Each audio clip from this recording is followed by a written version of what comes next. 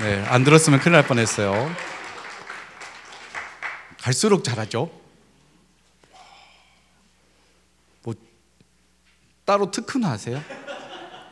이제 그 다다음 주에 수련회 가서 쉽니까? 연습합니까? 연습합니다. 와, 정말 계획이 없는 이야기를 들은 것 같은데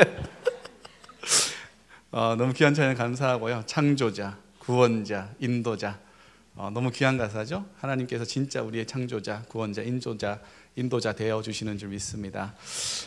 크고 작은 일들 많았던 2024년 지나갔습니다. 이 청년 일부에도 크고 작은 일들이 많았죠. 교육자 교체도 있고, 교회로 봤을 때는 담임 목사님이 이제 교체되어지는 바톤 터치가 있는 그런 날들이었고요. 여러분은 2025년이 되면서 어떤 그 감정이, 새해를 맞이하면서 어떤 특별한 감정들이 좀 있습니까? 왠지 새로운 한 해가 되면서 자고 일어났는데 몸이 더 찌뿌둥하거나 쉽게 피로감을 느끼거나 그런다면 여러분이 늦게 자서 그런 겁니다. 시간으로 따질 때는 하루 차이밖에 안 되는데 왠지 그런 것 같다는 건 여러분이 송구영신 예배 열심히 드리고 또 새해 또 마지막 송년하면서 친구들 많이 만나고 이래서 피곤한 거예요. 특별히 특세에 참여하고 계신 분들은 저와 같은 피로감을 지금 느끼고 계실 겁니다. 그런데 이 특세 참여해가지고 피곤한 거라면 남은 한 주도 계속 피곤하셔도 괜찮습니다. 몸은 피곤하지만 우리가 한 해 동안 기도로 이 한 해를 여는 것은 굉장히 중요한 의미가 있어요. 하나님 앞에 한 해의 첫 시간들을 드리는 거니까. 이제 월화수목금토 이제 6일 정도 특세가 남았습니다. 기억하시고 참여하실 수 있는 분들은 참여하셔서 기도하세요. 기도로 한 해를 여시면 참 좋겠습니다. 특별히 금요일에는 우리 청년 대표로서 김열국 형제님께서 기도를 하시고요. 공교롭게도 그날 제가 설교해요. 그러면 설교 중에 누가 많이 나오겠어요? 그러면 와야 돼요, 안 와야 돼요? 손발을 잘 맞춰보자. 한 해가 시작되면 계획을 세우는 분들이 굉장히 많이 있죠. 지난 연말을 앞두고 몇 주 동안 미리 계획 세우자고 계속 말씀을 좀 드렸었어요. 여러분들 2025년 어떤 계획을 세우셨습니까? 자기 개발을 위한 계획도 세우신 분도 있을 거고, 진로에 대한 계획을 세우신 분들도 있을 거고, 신앙생활에 대한 계획을 세우신 분들도 있을 거예요. 보통은 신앙생활에 대한 계획이 뒤로 밀릴 때가 많거든요. 그런데 신앙과 생활은 같은 한 단어라고 표현했죠. 국어 국립 사전에 보면, 맞춤법 검사해 보면 신앙생활은 띄어쓰기를 하지 않고 붙여쓰기를 합니다. 떼일래야 뗄 수 없는 관계라는 것으로 이해할 수 있을 것 같아요. 그러니 여러분의 생활을 위해서라도 신앙의 계획을 꼭 세워놓을 것 부탁을 드리고요. 어떤 분들 보니까 인스타그램에 시편 필사를 시작하신 분이 있더라고요. 우리 청년 지체 중에. 그리고 파워제이께서 또 이렇게 달력에다가 이 성경 읽는 스케줄 쫙 해가지고 이렇게 올려놓으셨는데, 그분은 진짜 파워제이라서 읽어 나가실 것 같아요. 벌써 하고 계신 분들이 있다는 거예요. 여러분들 2월에 하면 1월은 그냥 지나간 거잖아요. 그러니까 계획을 빨리 세우세요. 그러니까 연말에 세우라고 했던 거예요. 지금이라도 안 늦었으니까 신앙의 계획을 세워서 1년이 신앙 안에서 흘러갈 수 있도록 잘 자기의 삶을 구축하시면 좋겠다 싶습니다. 이 개인도 그렇지만 교회도 어느 일정한 계획과 방향성을 세워놓고 그곳을 향해서 달려갑니다. 그거를 보통 어떻게 하냐면 표어라고 불러요. 표어. 올해 2025년 우리 토론토 영락교회의 표 같이 한번 읽어볼까요? 시작. 복음과 사랑을 누리는 교회. 이 복음과 사랑을 누리는 교회라는 표어를 가지고 한 해를 달려가게 될 겁니다. 이 본문, 이 표어는 오늘 본문인 빌립보서 1장 6절을 기초로 하고 있습니다. 우리 빌립보서 1장 6절 같이 읽어보시죠. 시작. 너희 안에 착한 일을 시작하신 이가 그리스도 예수의 날까지 이루실 줄을 확신하노라. 아멘. 바울이 빌립보 교회를 칭찬하면서 하나님께서 빌립보 교회 안에 착한 일, 선한 일, 하나님 보시기에 기뻐하시는 일을 이미 시작하셨고 그걸 반드시 이루실 것이라고 이야기를 합니다. 이 선한 일, 착한 일, 하나님께서 기뻐하실 만한 일이 무엇이냐면 앞뒤 맥락을 살펴보면 첫 번째로는 5절에 보니까 복음을 위한 일에 참여하고 있다고 표현하거든요. 그러니까 빌립보 교회는 복음을 전하는 것, 복음을 살아내는 것에 열심이었던 교회, 그게 하나님 보시기에 기쁨이었던 교회고요. 9절에 보면 너희 사랑을 더욱더 풍성하게 해주시기를 원한다라고 이야기를 하거든요. 그러니까 빌립보 교회는 사랑이 점점 자라가고 있는 교회였다는 거예요. 그것을 하나님께서 시작하셨고 하나님께서 이루실 것이다 라고 축복하면서 칭찬해 주는 거예요. 이 문장에서, 이 맥락 가운데서 복음과 사랑을 누리는 교회라는 표어가 등장을 하게 됐습니다. 올해 우리 청년 일부 표어도 한번 생각을 해봤습니다. 우리 교회 전체 표어와 결을 같이 하면서도 청년 일부의 공동체의 그 결, 청년스러움이 좀 묻어나면서 우리가 조금 더 집중하며 걸어가는 길이 무엇일까라는 것을 가지고, 이 표어는 아마 작년 후반기 정도에 나왔어요. 이미 한 10월, 11월 들어가면서 이미 나왔거든요. 그래서 우리 청년 일부는 어떤 표어를 해야 될까, 이것하고 같은 큰 바운더리 안에서 어떻게 청년스러움을 표현할 수 있을까 고민을 하면서 계속 기도를 하면서 준비를 했는데 이거다 싶은 게 없는 거예요. 그러다가 점점 시간이 흘러가게 됐습니다. 연말이 점점 다가오는데 마음이 막 조바심 나잖아요. 그러다가 진짜 2024년을 얼마 앞두지 않은 그런 날 때 짜잔 하고 이거다 싶은 게 딱 와닿았어요. 와, 같이 한번 읽어볼까요? 시작. 복음 안에 예배하고 사랑으로 선교하는 공동체. 2025년 우리 청년 일부는 복음 안에 예배하고 사랑으로 선교하는 공동체가 되었으면 좋겠고, 그런 방향성을 가지고 나아가게 될 겁니다. 그래서 이번 주와 다음 주는 이 표어에 대한 설명을 좀 해드릴 거예요. 우리 교회 전체 표어에 대해서는 아마 전대영 목사님이 2월 첫 주부터 오셔서 말씀을 전하시니까 그때 표어 설명을 해주신다고 했던 것 같아요. 우리는 미리 우리 것을 가지고 이야기를 좀 해보도록 하죠. 기독교의 다양한 활동 가운데 하나만 남기라면 무엇을 남길 수 있을까요? 기독교의 모든 활동 가운데 하나만 남기라면 무엇이 남겠습니까? 그건 바로 예배입니다. 전도도 아니고 찬양, 경배 찬양 뭐 이런 것도 아니고 막 체육 활동하는 거 아니고 선교 나가는 것도 아니고, 진짜 웃기죠? 선교도 아니에요. 하나만 남기라면 예배가 남습니다. 미국의 신학자인 존 파이퍼 목사님이 그의 책 열방을 향해 가라라는 책에서 이렇게 말을 합니다. 교회의 궁극적 목표는 선교가 아니라 예배다. 그러면서 설명을 하죠. 선교가 존재하는 이유는 그곳에 예배가 없기 때문이라는 거예요. 하나님이 사람을 왜 만들었습니까? 하나님께 찬송과 영광과 존귀를 올려드리기 위해서 만드셨습니다. 이사야 43장 21절, 이 백성은 내가 나를 위하여 지었나니 나를 찬송하게 하려 함이라. 하나님이 우리를 만드신 목적은 하나님을 찬양하는 거예요. 이를 다른 말로 표현하면 예배하는 거죠. 하나님은 우리를 통해 예배받고 싶으셔서 우리를 만드셨습니다. 우리뿐 아니라 온 피조세계를 하나님을 찬양하는 존재들로 만드신 거죠. 월십, 가치 있는 대상에게 가치 있는 것을 드리는 걸 예배라고 부릅니다. 예배는 예수님을 통해 우리를 구원하신 하나님께 가장 가치 있는 그분께 우리에게 가장 가치 있는 것을 드리는 것, 그게 예배라고 볼 수 있어요. 나의 시간, 나의 에너지, 나의 물질, 나를 구성하는 모든 것, 하나님 보시기에 가장 가치 있는 건 나 자신이거든요. 그 중에 우리가 여기 나와 있는 것 자체가 하나님 앞에 가장 가치 있는 것을 드리고 있는 좋은 예배가 되고 있습니다. 제가 처음 풀타임 사역하고 있던 그 도시에, 이제 제가 섬기던 교회에 진짜 나이 많은 할머니, 정말 나이 많은 할머니가 매일마다 새벽 기도를 나오셨는데 한복을 입고 나오셨어요. 근데 그분은 놀랍게도 귀가 안 들리는 분이에요.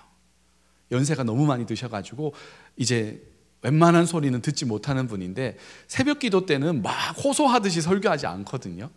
그냥 조곤조곤 설교한단 말이에요. 그러니 그 설교가 들릴까요? 안 들릴까요? 안 들려요. 그래서 제가 그 집에 신방을 가서 물어봤습니다. 권사님, 못 들어요. 가까이 가가지고 진짜 큰 소리로 권사님, 그러니까 목사님 그러는 거예요. 그래서 새벽 기도 오면 설교가 들려요? 물어봤어요. 그랬더니 안 들려요. 그럼 왜 오세요? 물어봤더니 그 권사님이 한마디 하셨어요. 저는 몸을 드리는 거예요. 설교 들으러 나오는 게 아니라 자기 자신을, 그 시간을 깨어 있음을, 하나님을 기억하고 있다는 그 사실을 하나님께 드린다는 거예요. 저 그 이야기 듣고 너무 충격받았어요. 그래서 그랬어요. 하나님이 정말 기뻐하시는 예배를 드리고 계신다고. 하나님 앞에 가장 가치 있는 건 우리입니다. 우리의 시간과 물질과 에너지, 하나님 앞에 드리고 있는 이것, 하나님 보시기에 가장 가치 있는 것이라는 거죠. 우리 수련회 때 이 진실의 방이라는 걸 했죠. 이렇게. 저는 이번 수련회 가가지고 벽난로의 이 깊은 맛을 알아버렸어요. 제가 캠핑 난로는 제가 이런저런 것들을 많이 가지고 있었지만 이거 벽난로는 또 다른 매력이 있더라고요. 냄새도 잘 안 나고 소리와 분위기는 좋고. 진실의 방, 여러분들이 저를 안 재워가지고 새벽 3시 반이 돼도 재우지 않고 그 자리에서 다양한 질문을 하셨고 제가 대답할 수 있는 것 중에 진짜 가감없이 답해 드렸지 않습니까? 스킨십 어디까지 됩니까? 알려드렸잖아요. 안 믿는 사람이랑 연애해도 됩니까? 알려드렸습니다. 나의 믿음이 연약한데 연애해도 됩니까? 그러니까 질문의 한 70%가 연애예요. 내가 보면서 와, 이 갈급한 심령들을 주님이 어떻게 하셔야 되나, 진짜 신앙 질문을 잘 하지 않아요. 깜짝 놀랐는데 만약에 진실의 방에서 이런 질문을 했다면 제가 가감없이 대답하는 시간이니까 예수 안 믿는 사람이 예배할 수 있을까요? 라고 누가 물어봤다면 진실의 방 스타일로 대답해 준다면 어떻게 대답할 수 있을까요? 예수 안 믿는 사람이 예배할 수 있나요? 진실의 방 스타일의 대답은 없습니다. 예수 믿지 않는 사람은 예배할 수 없습니다. 왜냐하면 가장 가치 있는 분께 가장 가치 있는 것을 드리는 게 예배거든요. 근데 그분은 나를 위해 죽으시고 나를 구원하신 그 귀한 예수님의 구속의 은혜와 하나밖에 없는 아들을 내어주신 하나님의 사랑의 가치를 몰라요. 그래서 예배가 성립이 안 돼요. 가장 가치 있는 분이 아니기 때문에 그분에게, 그 예배한다고 와 있는 사람에게 하나님은 가장 가치 있는 분이 아니기 때문에 예배라는 게 성립되기가 굉장히 어렵습니다. 그럼 반대로 이런 질문을 해볼 수 있어요. 그러면 그 사람들은 교회에 오면 안 되나요? 아니요. 그렇기 때문에 더 와야 됩니다. 왜냐하면 예배 가운데 역사하시는 하나님을 예배 드리는 주변에 있는 사람들을 통해서 발견할 수 있게 되기 때문에 그래요. 전하는 자가 없이 어떻게 듣겠습니까? 예배하는 자가 하나님을 기뻐 찬양하는 걸 보지 않고 어떻게 예배가 좋은 것이라는 걸 알 수 있겠어요? 주일학교 아이들 아직 예수님 모르는 친구들이 많잖아요. 그런데 계속 엄마가 아빠가 막 얼르고 달래고 구슬르고 간식으로 유혹하면서 막 아이들을 왜 주일학교 예배에 계속 오라고 하는 거예요? 그 가운데 접점이 생긴다고요. 결국엔 그 아이들이 예배 가운데, 수련회 가운데 혹은 함께 예배 드리고 있는 친구들을 통해서 예수님을 만나게 됩니다. 그래서 더 예배의 자리에 나와서 예배하는 그 바운더리 안에 있는 게 구원의 역사를 경험하기가 훨씬 좋죠. 훨씬 좋죠. 그래서 더 예배에 참석해야 되는 거예요. 반대로 아무리 예배에 오래 참여한다 하더라도 예수 그리스도를 구주로 고백하지 않으면 그 사람이 하고 있는 예배의 행동은 종교적 행사에 참여하고 있는 수준일 가능성이 많습니다. 저는 그런 사람들을 굉장히 많이 봤거든요. 예수 믿는 것 같으나 분명히 저 안에 신앙이 있어 보이는 것 같은데 아닌 분들이 있다고요. 그래서 어떻게 해요? 제가 수련회 가서 자꾸 예수님을 소개하고 콜링하는 기도를 하는 것도 그런 분들에게 자꾸 기회를 드리는 거예요. 다음에 수련회 하면 또 합니다. 수련회 갈 때마다 콜링합니다. 지겨워도 계속합니다. 왜냐하면 그 중에 한 사람만이라도 구원을 받으면 그 수련회는 하나님 보시기에 얼마나 기쁘고 가치 있는 수련회가 될까요? 자, 구원받은 사람들이 하나님, 나를 구원하신 하나님께 마땅히 드릴 것들, 나에 있는 가장 가치 있는 것을 드리는 것을 예배라고 한다면 우리는 어떤 방식으로 예배해야 될까를 생각해 봐야 되는 거예요. 여러분이 회사 사장님을 만나게 되었다고 생각해 봅시다. 갑자기 근무하고 있는데 우리 부장님이 오셨어요. 부장님 오셔가지고 사장님이 내일 2시에 사장실로 오래요 라고 한다면 여러분 어떻게 하실 거예요? 아침에 일어나서 다음날 아침이 됐어요. 여러분 어떻게 하실래요? 일단 무슨 옷을 입을지부터 좀 생각하겠죠. 잠을 설쳤을 수도 있습니다. 이분이 나 왜 불렀지부터, 내가 뭐 잘못한 게 있나? 아니면 내가 잘한 게 있나? 갑자기 나 승진시켜 주려나? 갑자기 나 보너스 주려나? 뭐 어떻게 하라는 거지? 이런저런 생각으로 잠을 못 잤을 겁니다. 설쳤을 거예요. 아침에 팅팅 부은 얼굴로 일어나가지고는 이제 최대한 사장님한테 잘 보일 수 있는 옷을 고르겠죠. 그 중에 그냥 무난하고 이제 격식을 갖추면서도 나라는 사람을 좀 잘 표현할 수 있는 그런 옷을 선택을 할 수 있을 것 같아요. 그리고 2시에 만나자고 했으니까 몇 시에 여러분은 비서실로 가실 겁니까? 1시 30분? 와, 네, 30분 동안 뻘쭘할 텐데 적어도 10분 전에는 가가지고 준비하고 있겠죠. 그리고 할 말들을 막 생각할 거예요. 사장님 만나는 것도 그렇게 준비를 하는데, 온 땅의 주인이시고 나를 구원하신 그 하나님을 만나러 갈 때 우리는 어떤 상태로 예배하고 있는 걸까요? 예배할 때마다 여러분의 컨디션이, 영적인 컨디션이 아주 좋았으면 진짜 좋겠습니다. 딱 예배하러 올 때마다 하나님 앞에 약간 턱이 한 5도 정도 올라가는 거죠. 딱 나예요. 나 일주일 보셨죠? 괜찮았죠? 하나님 나 때문에 기쁘셨죠? 이런 마음으로 나올 수 있으면 너무너무 좋겠어요. 여러분의 1년 52주의 그 예배가, 52번의 예배가 그랬으면 참 좋겠는데 2024년을 한번 생각해 보세요. 어땠어요? 턱이 막 마이너스 30도 막 이래가지고 죄인 왔습니다. 하나님 죄인이 왔어요. 이러면서 예배할 때도 꽤나 많았다고요. 때로는 우리는 넘어지고 자빠지고 하나님 앞에 상처를 내어 보이고 삐지기도 하고 원망하는 마음으로 예배에 나오기도 합니다. 도대체 나한테 왜 이러십니까? 하나님이 나의 아버지시라면 나한테 이러면 안 되는 거 아닙니까? 그런 마음을 가지고 예배의 자리로 나올 때도 있다고요.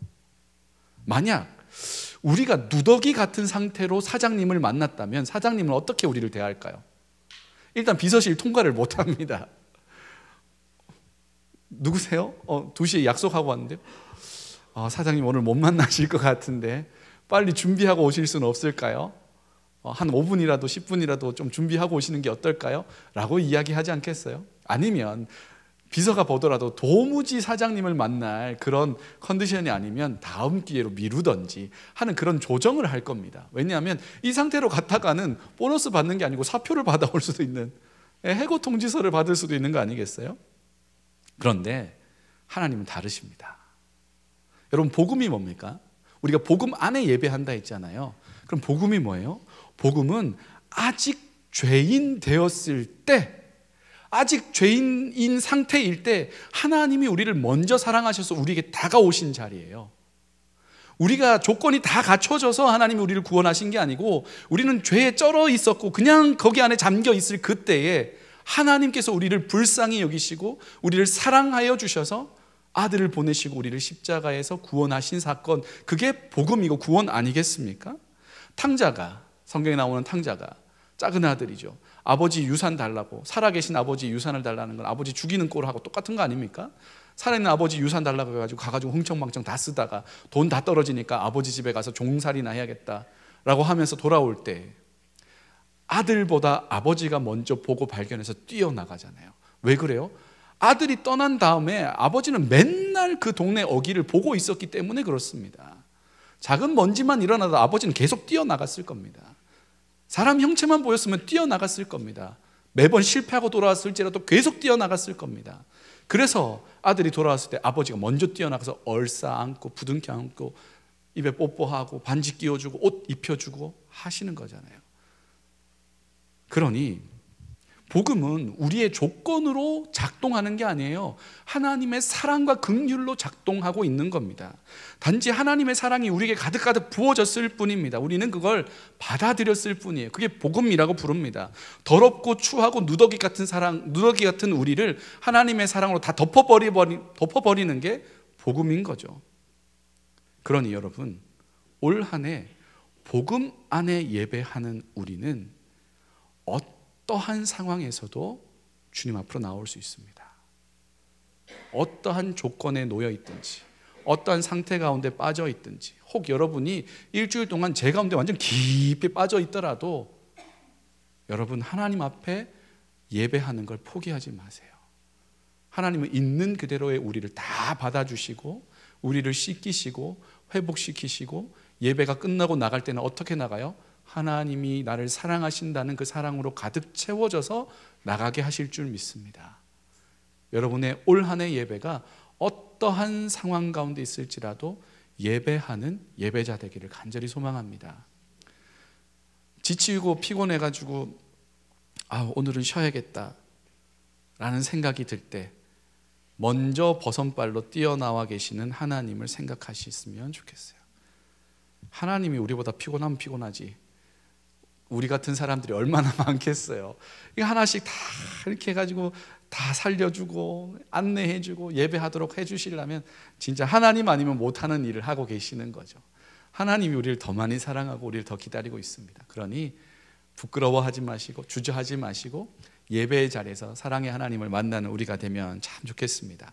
예수님 안에서, 예수님을 통해서 하나님을 깊이 경험하고 누리는 예배가 복음 안에 드리는 예배입니다. 복음 안에 예배하는 것, 하나님이 예배의 중심이시다, 우리가 예배할 수 있는 이유는 예수님 때문이다 라는 그 믿음과 결단이 확실하다면 그 좋은 하나님을 다양한 방식으로 표현할 수 있습니다. 특별히 이 청년의 시절 여러분이 하나님께 드릴 수 있는 찬송과 영광을 여러분의 표현의 방식으로 잘 드러내셨으면 참 좋겠습니다. 저는 신학교에서 예배학을 전공을 했습니다.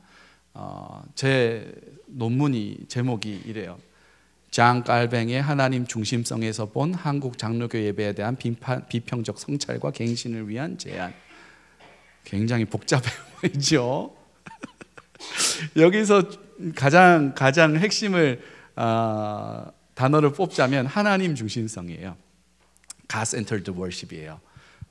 하나님이 예배의 주인 되시고 하나님이 예배를 통해 영광을 받으시는 예배가 구성이 돼야 된다, 뭐 이런 이야기를 하는 건데, 이제 예배학은 이렇게 하는 겁니다. 어떤 순서를 딱 갖다 놓고 이 순서가 역사적으로, 신학적으로, 성경적으로, 그 다음에 사회와 문화 가운데서 적절한가를 따져보는 거예요.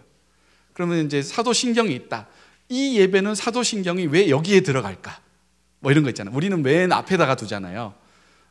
저도 와서 처음 보는 케이스이긴 한데 왜 사도신경이 예배 거의 앞부분에 들어갈까, 이런 걸 하면서 이 교회는 어떤 역사적인 맥락 가운데 이걸 했을까. 그러면 다른 예배 중에 사도신경이 앞에 쪽에 배치가 되었던 교회들은 없을까, 그런 역사적인 증거들은 없을까, 막 문헌 자료를 참고해보고 성경에는 어떤 의미가 있을까 막 참고해가지고 이 순서는 여기에 들어가는 게 적절한 것 같다 라고 결론을 내든지, 이 순서는 여기에 들어가는 게 적절하지 않습니다 라고 하든지, 뭐 이런 종류의 연구를 하는 게 이제 예배학입니다. 진짜 하기 싫겠죠. 근데 저는 이게 너무 좋아가지고 한 거예요. 박사도 그런 쪽으로 하고 있는 거고, 이 예배학을 공부하게 된 이유는 이런 거예요. 제가 이제 예배를 기획을 할 자리가 제법 있었는데, 예배를 기획했던 게 일단 교회 안에서의 큰 파장이 있었어요. 그러니까 좋은 의미의 파급력이 있었어요. 그런 게 조금씩 이제 소개가 되면서 교단 총회에서 제 예배를 가져갔어요. 그리고 전국 교회에다가 이런 절기에는 이렇게 예배하십시오라고 몇 번 이렇게 배포가 됐어요. 그걸 예배 모범이라고 부르거든요.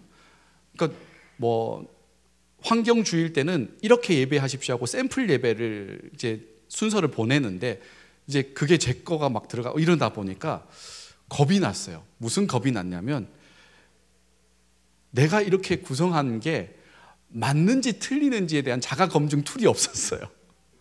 이렇게 했으면 좋겠다고 막 머릿속으로 상상하고 막 기도하고 이러다가 이제 예배를 구성했는데, 결과론적으로 예배는 굉장히 좋았지만 이게 진짜 건강한 예배인지에 대한 확신이 없는 거예요. 그래서 이제 신학 공부를 THM을 다시 한 거예요. 예배학으로. 교수님이 물었습니다. 왜 왔어요? 라고 물어보길래 제가 예배를 많이 기획하고 있고 뭘 하고 있는데 이게 맞는지 틀리는지 잘 모르겠습니다. 그랬더니 교수님의 얼굴이 환해지면서 그럼 잘 왔네 이러면서 이제 공부를 시작하게 된 거죠. 예배의 순서, 거기 안에 담겨 있는 의미, 뭐 이런 게 저에게 굉장히 중요하거든요. 그런데 이런 연구를 계속 해보잖아요. 순서에 대한 역사적인 연구, 나라별로 종과 횡으로 막 해봐요. 그런데 연구를 하면 연구를 할수록 느껴지는 게 뭐냐면 많은 순서들이 생기기도 하고 없어지기도 하는 거예요. 그때 이거 하나면 진짜 이 예배 아니다 라고 했던 게 시간이 좀 지나면 없어져 있기도 하고, 이렇게 예배하면 큰일 난다 했던 게 시간이 지나면 완전 정착되어 있기도 하고, 그러니까 절대적인 순서가 있는가라는 생각을 막 하게 되는 거죠. 의미가 없는 형식, 예배 형식은 목적이 상실되는 거고요. 그리고 형식이 없는 의미는 그걸 표현할 방법이 없습니다. 그러니까 의미와 형식은 동전의 양면처럼 같이 행동해야 하는 거죠. 그래서 의미와 형식이라는 건 시대와 문화에 따라, 예배하는 구성원에 따라 달라질 수 있다는 거죠. 저에게 참 인상 깊었던 예배 중에 하나를 꼽아보라면 제 친구랑 같이 기획한 예배입니다. 제 친구는 SNS에서 제법 유명한 일러스트레이션 작가예요. 그 뉴욕에서 공부를 하고 활동하다가 지금 한국에 와서는 커피 씬에서 매우 왕성한 활동을 하는, 이제 뭐 전국 뭐 한국 커피쇼 하면 커피쇼에서 대표 드로잉을 하고 있는 사람, 뭐 이런 쪽이에요. 뭐 현대미술관 뭐 몇 주년 도록도 막 그리고 뭐 이런 사람이고, 미국의 교과서에 자기 사파가 실리기도 하고 뭐 이렇게 한 친구인데, 그 친구하고 예전에 했던 그 약속이 있어요. 뭐냐면 그냥 꿈을 막 나눈 거예요. 그때 저는 이제 신학을 다 하고 있을 때, 신학교 다니고 있을 때고, 그 친구는 이제 꿈을 꾸면서 그림을 그리겠다라는 계획을 세우고 있을 때 제가 그랬어요. 야, 친구야, 나는 설교하고 니는 그 설교로 그림 그리면 진짜 멋있겠다. 그거를 같이 하면 너무 좋겠다. 시간이 지났어요. 한 10년쯤 지났던 것 같아요. 그리고 그걸 구현을 한 거예요. 예배 시간에 제가 설교를 합니다. 막 설교를 해요. 그 친구는 옆에 앉아서 그 설교에 실시간으로 드로잉을 하기 시작해요. 그 설교를 듣고 자기 나름의 표현을 하는 거죠. 그러면 카메라가 두 사람을 같이 여기다가 PIP, 픽처 인 픽처로 설교하는 모습 나왔다가 옆에는 드로잉 하는 거, 드로잉 커졌으면 설교하는 모습 조그맣게 해가지고 계속 교차하면서 이 말씀을 어떻게 표현하는지를 실시간으로 계속 보여주는 거예요. 설교가 딱 끝날 때 드로잉이 딱 끝나요. 그러면 그 드로잉 된 걸 가지고 너는 어떻게 해서 이렇게 표현했니? 라고 물어보는 거예요. 그럼 이 친구가 이렇게 저렇게 설명을 하는 거죠. 그런 예배를 기획을 했단 말이죠. 이걸 통해서 전하고 싶었던 건, 우리가 예배 드릴 때, 특별히 설교 시간에 여러분의 내적으로 돌아가야 되는 활동이 이런 거라는 거예요. 구체적으로 시각적으로 잘 보이니까 그림이란 걸 표현했을 뿐이지만, 여러분은 설교를 들으면서 여러분 나름대로 이걸 어떻게 표현하고 구현하고 살아야 될지에 대한 생각이 굉장히 빨리 막 돌아가야 됩니다. 복음 안에 예배한다라고 했을 때 여러분이 예배에 실패했던 때를 생각해 보거나, 어떤 때 예배가 되게 좋았다거나 이런 걸 하면서 그래 2025년 내가 어떻게 예배해야지 라는 결단을 세우거나 하는 이런 작업들이 계속 돌아가야 한다는 거죠. 그냥 수동적으로 계속 듣고만 있다가 축도 끝나고 오늘도 예배 드렸다 하고 가는 거로는 너무너무 아쉽다는 거예요. 이런 것들을 이제 적극적인 액티브성을 가지고 있는 예배를 좀 드리자, 역동적인 또 주도적인 예배 좀 해보자 라는 의미로 이런 예배를 기획을 했는데, 굉장히 저에게는 의미가 있는 그런 예배였습니다.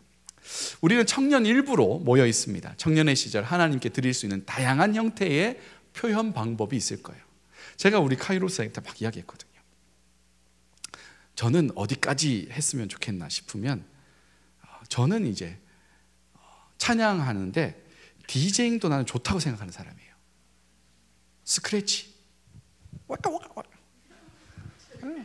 웨이메이커 웨이키 새 노래로 웨이키 다양한 모양과 형태로 찬양하고 예배할 수 있다고. 그러니까 우리가 기존에 했던 게 정답이 아니라고요. 그러니 여러분의 빛깔로 여러분이 표현할 수 있는 다양한 방식으로 하나님을 어떻게 예배할 수 있을지 고민해 보세요. 그리고 아이디어를 막 제안해 보세요.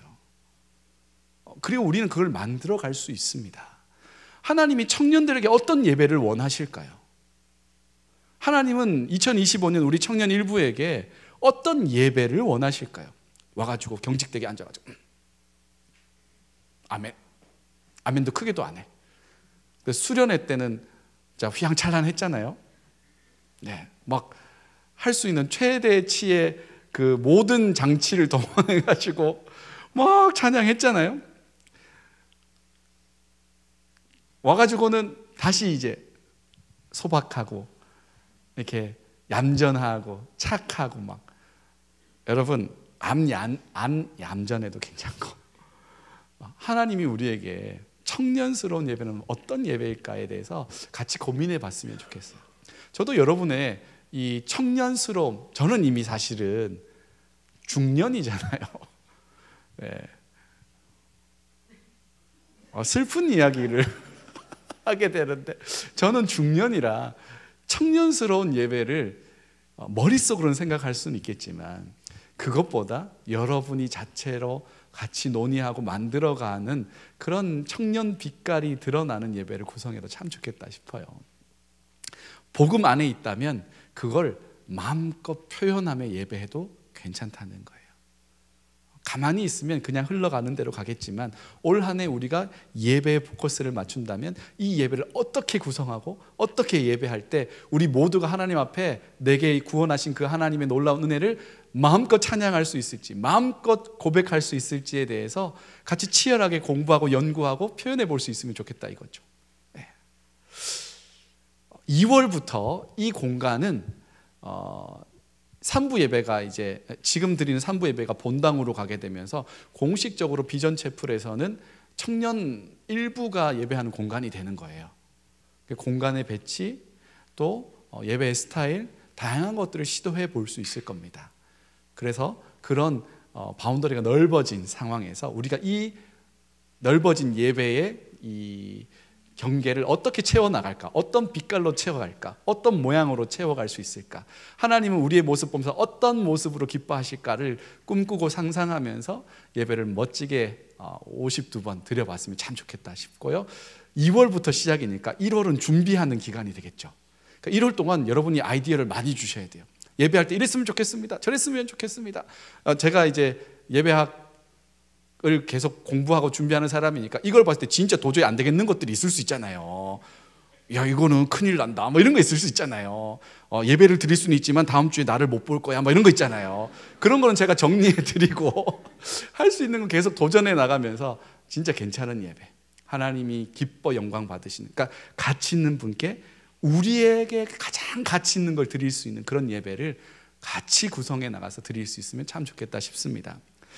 예배는 우리가 생각하는 것보다 더 다채로운 겁니다. 더 깊은 겁니다. 하나님을 더 깊이 경험할 수 있도록 정말 멋진 예배로 복음 안에 드리는 이 예배로 우리가 2025년 보냈으면 참 좋겠고요. 그래서 우리는 복음 안에 예배하는 공동체가 될 겁니다. 이렇게 예배할 때 주는 하나님의 놀라운 은혜가 개인에게도 있지만 이렇게 하나님을 깊이 경험하며 만나는 예배를 누가 봐요? 아직 예수 믿지 않은 이 자리에 앉아 있는 사람이 보는 겁니다. 물어봤잖아요. 예수 믿게 된 사람에게 물어봤단 말이에요. 당신은 왜 예수를 믿게 됐습니까? 라고 물어봤을 때 대부분의 대답이 목사님 설교가 은혜 들어와서요, 찬양팀이 너무 좋아서요, 그런 대답이 생각보다 덜 나오더라는 거예요. 그러면 가장 높은 비율이 뭐였을까요?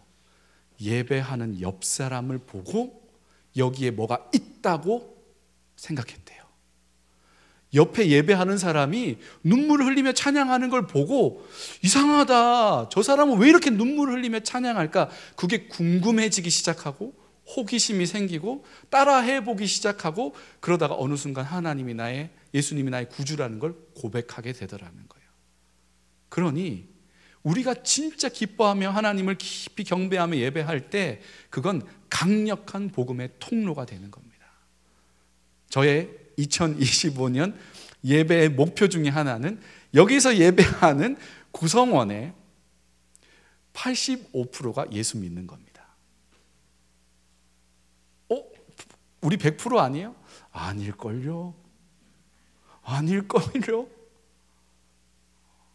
한 명 한 명 구주로 고백하고 진짜 예배, 나를 구원하신 하나님께 예배하는 예배, 복음 안에 드리는 예배 만들어갈 수 있을 겁니다. 그런 예배 안의 감격과 하나님을 만나는 깊은 은혜가 있는 예배하는 공동체, 우리 청년일부 공동체 되기를 간절히 소망합니다. 기도하겠습니다.